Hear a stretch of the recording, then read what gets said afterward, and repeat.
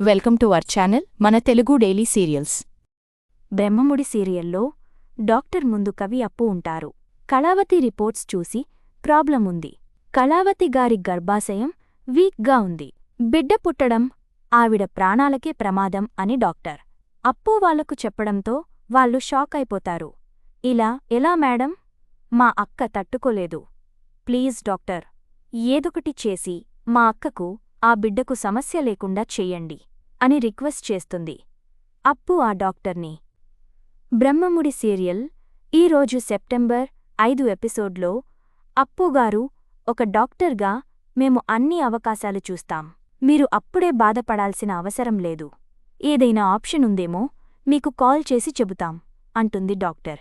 దాంతో కవి, అప్పు ఇద్దరూ బాధగా అక్కడినుంచి బయలుదేరతారు.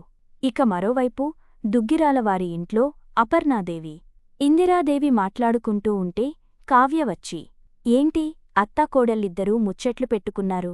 అయినా ఈ టైంలో జ్యూస్ తాగుతారు కదా అమ్మమ్మగారు, తాగలేదా అంటుంది వాళ్ళ ఎదురుగా కూర్చుని. ఎక్కడా? ఆ పనిమనిషి ఇచ్చినప్పుడే తాగాలి. టైం ఎక్కడ ఉంటుంది? ఏదైనా అంటే నాకేమైనా పదిచేతులు ఉన్నాయా అంటోంది అని చెబుతుంది ఇందిరాదేవి. మిమ్మల్ని చూస్తుంటే జాలేస్తుంది అంటుంది కావ్య బిల్డప్గా. ఏంటే వెటకారంగా ఉందా అంటుంది అపర్ణాదేవి కోపంగా. నిజమత్తయ్యా, నాకు మీలా ఎదురు చూడాల్సిన పనిలేదు. ఇలా చిటిక వేశాననుకో అలా వచ్చేస్తుంది అంటుంది కావ్య. అవునా? ఏదమ్మా, ఒక్కసారి చిటిక వేయ్ అంటుంది ఇందిరాదేవి తిప్పుకుంటూ. ముందు మీకేం కావాలో కోరుకోండి అంటుంది కావ్య. కోరుకోగానే ప్రత్యక్షమవ్వడానికి నీ దగ్గర ఏమైనా అల్లవుద్దీన్ అద్భుత దీపంలా నీ దగ్గర జీనీ ఉందా ఏంటి అంటుంది అపర్ణాదేవి. మాయో మంత్రమో? ముందు చెప్పండి అత్తయ్యా అంటుంది కావ్య. నాకు ఆరెంజ్ జ్యూస్, నాకు పైనాపిల్ జ్యూస్ అని అపర్ణాదేవి, ఇందిరాదేవి చెబుతారు. వెంటనే కావ్య చిటిక వేస్తుంది. పక్కనే రాజ్ ట్రేతో చెఫ్లా ప్రత్యక్షమవుతాడు. అయితే ట్రేలో మర్చిపోయి జ్యూసు కాకుండా ఆరెంజ్ తొక్కలు, పైనాపిల్ తొక్కలు పెట్టుకుని వస్తాడు. అవి చూసి కావ్య, అపర్ణాదేవి, ఇందిరాదేవి షాకవుతారు. ఏంటి ఇప్పుడా తొక్కలు తినాలా అంటుంది అపర్ణాదేవి అయోమయంగా. కావ్య షాకవుతూ, ఏమండి ఏంటవి అంటుంది. ట్రే చూసుకున్న రాజ్ వెర్రి నవ్వుతూ, ఆహా, హా, సారీ, రాంగ్ డెలివరీ అంటూ రాజ్ మళ్లీ మాయమై మళ్లీ జ్యూసులతో ప్రత్యక్షమవుతాడు. చూసారా, చిటిక వెయ్యగానే ఎలా వచ్చేశాయో? మీకు ఆరెంజ్ జ్యూస్, మీకు పైనాపిల్ జ్యూస్ అంటూ కావ్య వాళ్లకు అందిస్తుంది. అది చూసి రాజ్ బిక్కముఖం వేసి, కళావతి, ఇది చీటింగ్. నేను నీకోసం తీసుకొచ్చాను అంటాడు. ఏరా మాకోసమైతే తేవా అంటుంది ఇందిరాదేవి. ఇక కావ్య నవ్వుతుంటే, తను కడుపుతో ఉంది అంటాడు రాజ్. మాకు కడుపులో ఆకలిగా ఉందిలే అనేసి అపర్ణాదేవి, ఇందిరాదేవి తాగేస్తారు. దాంతో రాజ్ కోపంగా కావ్యవైపు చూస్తూ, ఏంటండి కోపంగా చూస్తున్నారు అని పైకి లేచి, మీ వల్ల కాదు అంటే చెప్పండి. నా పనే కాదు, ఇంట్లో వాళ్ళ పనులు కూడా నేనే చూసుకుంటాను. జరగండి ముందు అంటుంది కావ్య. వద్దు అమ్మా, తల్లి వద్దు, నేనే చేస్తానులే అంటూ రాజ్ కమిటవుతాడు.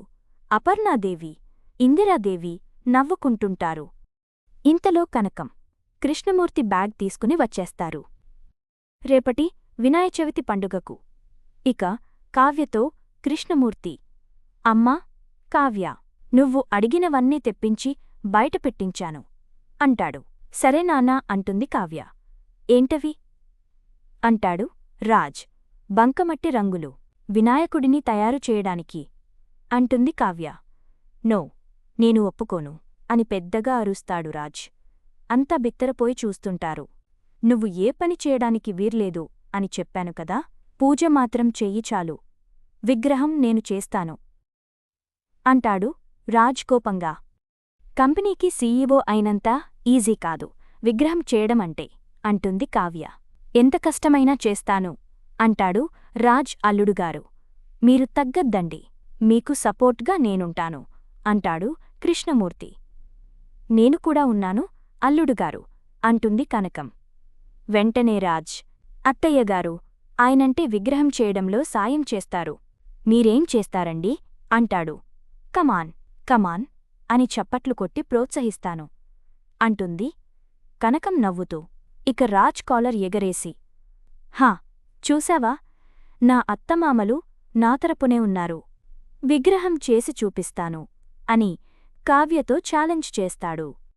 ఇక సీన్ కట్ చేస్తే రాత్రి అయ్యేసరికి బయట కృష్ణమూర్తి బంకమట్టి దగ్గరుంటాడు. కలర్స్ కలిపే దగ్గర కావ్య, కనకముంటారు. అపర్ణాదేవి, ఇందిరాదేవి ఇద్దరూ ఆ పక్కనే ఊయలలో కూర్చుంటారు. అప్పుడే రాజ్ మాంచి మ్యూజిక్ బాక్స్ తోసుకుని వచ్చి అక్కడ పెట్టి, ఎక్కు తొలిమెట్టు సాంగ్తో హీరోలా ఎంట్రీ ఇస్తాడు. విగ్రహం చేయడానికి ఊపున్న పాట పెట్టాను. ఆ పాట పూర్తయ్యేలోపు విగ్రహం చేసేస్తా అని బిల్డప్ కొడుతుంటాడు రాజ్. అపర్ణాదేవి, ఇందిరాదేవి, కనకం, కావ్య నవ్వుకుంటూ రాజ్ కష్టాన్ని చూస్తుంటారు. కృష్ణమూర్తి నీళ్లు పోసి బంగమట్టిని కలపమంటాడు రాజ్ని. నాకు తెలుసు, ప్రాసెస్ అంతా నాకు తెలుసు అని బిల్డప్ కొడుతూనే చిన్నగా చెబుతున్న కృష్ణమూర్తిని ఫాలో అవుతూ ఉంటాడు.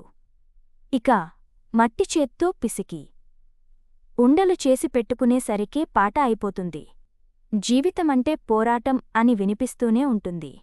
మనోడు కష్టపడుతూనే ఉంటాడు. పాట అయ్యేలోపు అయిపోద్ది అన్నావ్ అంటుంది ఇందిరాదేవి వెటకారంగా. ఆ పాట రిపీట్ చేసి మీరంతా లోపలికి వెళ్ళిపోండి. వెళ్ళాలి అంటాడు రాజ్. దాంతో పాట రిపీట్ చేయడం ఎందుకు అల్లుడుగారు అంటుంది కనకం. మోటివేషన్ అత్తయ్యగారు అనడంతో పాట రిపీట్ చేసి వాళ్ళు వెళ్ళిపోతారు. పీట తెస్తా అన్నారు కదా మావయ్యగారు అని కృష్ణమూర్తిని పంపించి పీట తెప్పించుకుంటాడు రాజ్. ఇక అంతా లోపలే ఉన్నారు అల్లుడు. మీరేం కంగారు పడకండి, మొత్తం నేను చెబుతాను కదా అని విగ్రహం చేసే ప్రాసెస్ అంతా చెబుతూ విగ్రహం చేయిస్తాడు. మామా, ఎలా ఉంది విగ్రహం అంటాడు రాజ్ బిల్డప్గా. అదిరిపోయింది. ఎవరో వస్తున్నట్లు ఉన్నారు, నేను పక్కకు వెళ్తాను, నువ్వే చేసినట్లే చెప్పుకో అనేసి కృష్ణమూర్తి వెళ్ళిపోతాడు. కావ్య బయటికి వస్తుంది. విగ్రహాన్ని చూసి అదిరిపోయింది అన్నట్లుగా చూస్తుంటుంది. ఇప్పటికైనా ఒప్పుకో, నీ మొగుడు సకలకళా వల్లభుడు అని అంటాడు రాజ్ బిల్డప్గా. మా నాన్నగారి సాయంతో చాలా బాగానే చేశార్లెండి అంటుంది కావ్య తిప్పుకుంటూ. ఇంత కష్టపడి చేస్తే క్రెడిట్ మీ నాన్నకు ఇస్తావా నిన్ను అని పట్టుకోబోతాడు. కావ్య పరుగు తీస్తుంది. కావ్య పరుగు తీయడం రాజ్ వెంటపడుతున్న సమయంలో అప్పు, కవి బాధగా ఇంటికి వస్తారు. ఆ దృశ్యాన్ని చూసి కన్నీళ్లు పెట్టుకుంటారు. చివరికి రాజ్ కావ్యను పట్టుకుంటాడు. కావ్యకి రాజ్ తన మట్టి చేతులతో మట్టిని కావ్య బుగ్గలకు రాసేస్తాడు. కావ్య తప్పించుకోలేక దొరికిపోయినట్లుగా నవ్వుతుంది. అంతా చూసిన అప్పు కన్నీళ్లతో కృష్ణయ్య విగ్రహం దగ్గరకు వెళ్ళి, నా అక్క ఎన్నో కష్టాలు పడింది, ఇప్పుడు మళ్ళీ ఈ కష్టమెందుకు పెట్టావ్ అని నిలదీసి ఆవేశంగా కృష్ణయ్య మెడలో దండలాగేయబోతుంది. అప్పు దండలాగబోతుంటే కవి వచ్చి ఆపుతాడు. తప్పు అలా చేయొద్దు, డాక్టర్ ఆప్షన్ ఉందేమో అని చెప్పింది కదా, కనుక్కుని చెబుతాను అంది కదా, కంగారు పడొద్దు, నువ్వు ఎమోషనల్ అయ్యి విషయం బయట పెట్టొద్దు అని సర్ది చెబుతాడు. దాంతో అప్పు ఆవేదనను మనసులో దాచుకుంటుంది అగ్నిపర్వతంలా. ఇది మనం ఊహించిందే. అప్పు, కవి నిజం చెప్పలేక ఇంటికి వచ్చాక అల్లాడుతారు అని. అయితే రాహుల్తో రుద్రాని తన కుట్ర గురించి చెప్పడమే కమింగ్ అప్లో హైలైట్గా నిలిచింది. నీ కూతురే ఈ ఇంటికి నీ తర్వాత వారసురాలు కావాలంటే వాళ్ళు తల్లులు కాకూడదు, కాకుండా చేస్తాను అంటుంది రుద్రాని. వినాయక చవితి తీర్థంలోనూ లేక ప్రసాదంలో ఏదైనా కలుపుతుందో ఏమో చూడాలి. మరిన్ని వివరాలు తరువాయి భాగంలో చూద్దాం.